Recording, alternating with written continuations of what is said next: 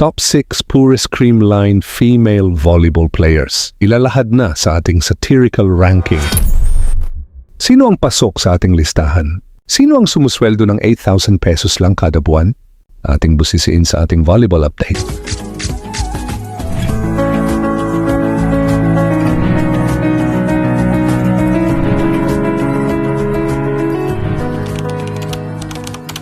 At number 6, Lori Bernardo.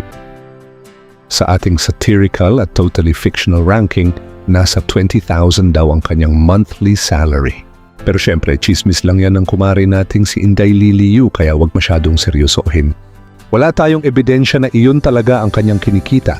Ang isipin na lang natin kung 20K nga ang budget kada buwan, pagkatapos ng training, pagkain, pamasahe, ice cream at iba pang gastos, ay baka ang matira ay 20 pesos na lang at hindi ito katanggap-tanggap kung totoo man. Kaya sa ating imaginary payroll ay kailangan talagang magtipid para makaabot sa susunod na payday.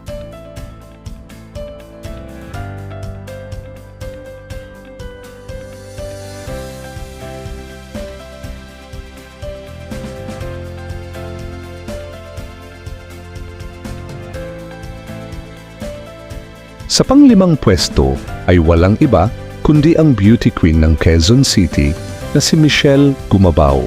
Sa ating satirical ranking, 18,000 lang daw ang kanyang monthly salary. Siyempre na imaginary figure lang ito para sa ating mga kakulto. At ang dahilan kung bakit ganito kaliit ang kanyang sweldo? Well, okay lang kahit maliit ang sweldo kasi mayaman naman daw ang pamilya. Kaya habang ang ibang player ay naghihintay ng payday, si Michelle raw ay chill lang.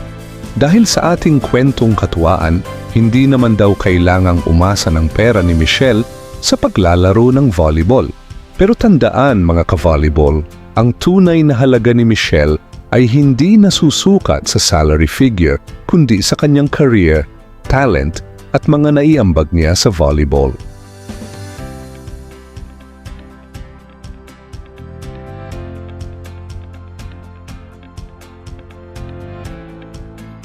Nakuha naman ni Gemma Galanza na sa ating satirical ranking ay may 16,000 daw na sweldo bawat buwan ng pang-apat na pwesto. Ang chismis ni kumaring Liliu Ingjuk ay bumaba raw ang kanyang sahod dahil hindi na siya nakakapuntos ng ganoon karami dahil nakafocus ito sa kanyang jowawing na si Jorella. Pero kung ganito pala ang sistema, ay baka bawat error ay may kaltas at bawat ace may dagdag sahod. Kaya kailangan talagang bumawi sa susunod na game at baka tumaas ang sweldo kapag sunod-sunod ang puntos.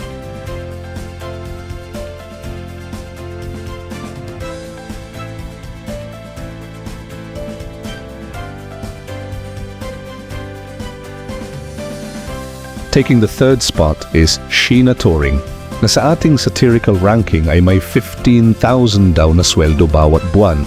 Dahil bago pa lang daw siya sa team, ay rookie rate muna ang kanyang peg. Parang bagong empleyado, kailangan munang patunayan ang sarili bago makuha ang mas malaking salary increase. Pero syempre, hindi naman biro ang maging professional volleyball player. Training, travel, games at matinding pressure ang kailangang harapin sa bawat season. Kaya habang mas nagkakaroon siya ng playing experience at mas nakikita ang kanyang potential sa court, baka sa ating imaginary salary table ay unti-unti rin siyang umakyat sa mas mataas na level. At kapag dumating na ang time na sunod-sunod na ang blocks, attacks at aces niya, baka ang 15K rookie salary ay maging 15K per spike. Kaya abangan natin kung sino ang susunod na pasok sa ating Purest ranking.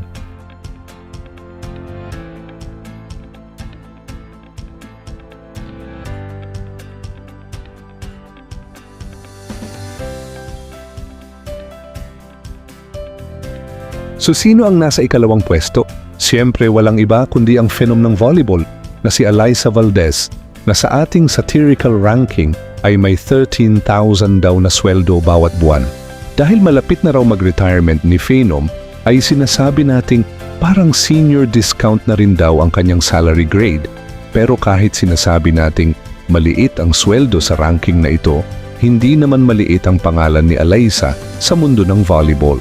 Sa dami ng kanyang achievements, experience at fans, masasabi nating legendary ang career, pero budget-friendly pala sweldo niya, OMG. At kung totoong ganito ang salary system sa volleyball, ay baka kailangan na niyang magpahinga muna sa court para mag-check ng bank account pagkatapos ng bawat game.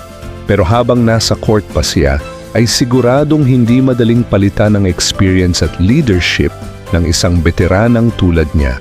Kaya sa ating comedy ranking, 13K daw ang sweldo pero priceless ang pangalan.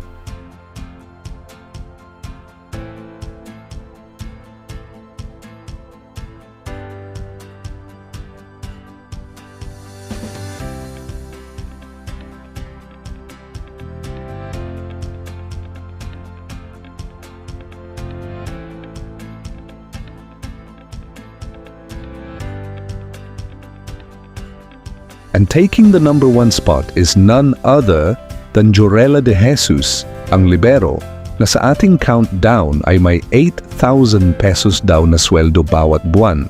Ang dahilan? Dahil hindi raw siya madalas ginagamit bilang first six. Kaya sa ating totally fictional salary universe, parang bench player discount daw ang kanyang rate. Pero isipin mo naman, kahit hindi laging nasa starting six, kailangan pa rin niyang mag-training ng todo at laging maging ready kapag tinawag ng coach, kaya hindi biro ang maging reserve player.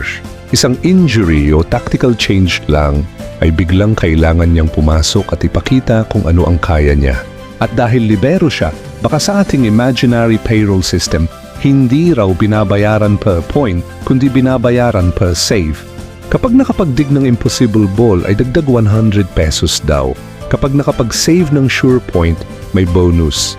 At kapag nakagawa ng diving save na pang-highlight reel, baka biglang maging 8,100 ang monthly salary. Kaya congratulations Jorela De Jesus sa pagiging number 1 sa ating poorest creamline players ayon sa ating dilaw na ahas na abangers ng chismis sa paresan ni Diwata. Yan ang ating top 6 poorest creamline players, satirical edition. Mula sa ating fictional 20K salary hanggang sa 8K na imaginary paycheck ay puro kalokohan at comedy lang ang ranking na ito. Hindi natin alam ang tunay na sweldo ng mga players, pero isang bagay ang sigurado, hindi matatawaran ng talent, effort at dedication nila sa volleyball. Sino naman kaya ang gusto ninyong isama sa susunod na satirical ranking? Please comment down below at kung nag-enjoy kayo sa video, ay huwag kalimutang i-click ang thanks button at i-share ang ating videos para mas marami pa tayong volleyball content. Have a good one, Star Buzzers.